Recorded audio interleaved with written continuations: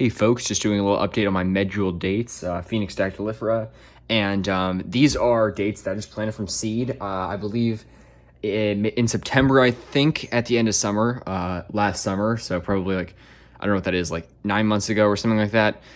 Grew them from seed, and yeah, I stuck a couple other seeds in there recently, and one was growing, but I snapped it by accident. Yeah, these two are doing well, and you can see this one's got some nice height on it, probably at least 8 or 9, 10 inches maybe.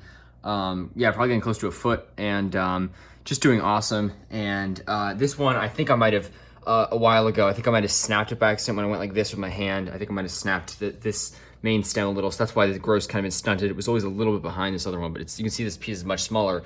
But thankfully, you have this new leaf here, which is just put on. You know, you can see this one's been growing a ton. It just emerged recently, and that one's really nice and healthy. And there's a third one, I believe, in there somewhere. And then this one, if you look at the base here, you can see there's a new leaf in there. Kind of hard to see, but yeah, there's a new leaf in there right there, emerging right there, the base. So anyways, that's just a little update on those. Kind of hard to see that, but yeah, my Phoenix dactylifera Medjool dates are doing really well, and super excited just to see the progress that they've made. And obviously they are not long-term palms in the climate. That's why I'm not going to plant them outside. I'm not going to bother. These are hopefully for a time when I live in a warmer climate in the future. I will be planting them. And I mean, they are incredibly hardy palms, don't get me wrong. They are quite hardy, especially for Phoenix species. And you don't see them as much. It's kind of like Washingtonia species with Canariensis and dactylifera.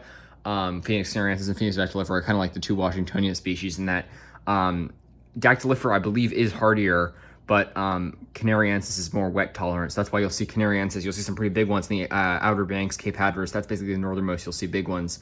And then if you go to places like Albuquerque, you probably won't see any Canariensis, but you will see a couple date palms, or at least in Las Cruces, New Mexico, and like places in New Mexico where you won't see many Canary Island date palms. You will see some date palms. So they are incredibly hardy species, and I believe they are hardier than Canary Island date palms in terms of just pure temperature hardiness, but they are less wet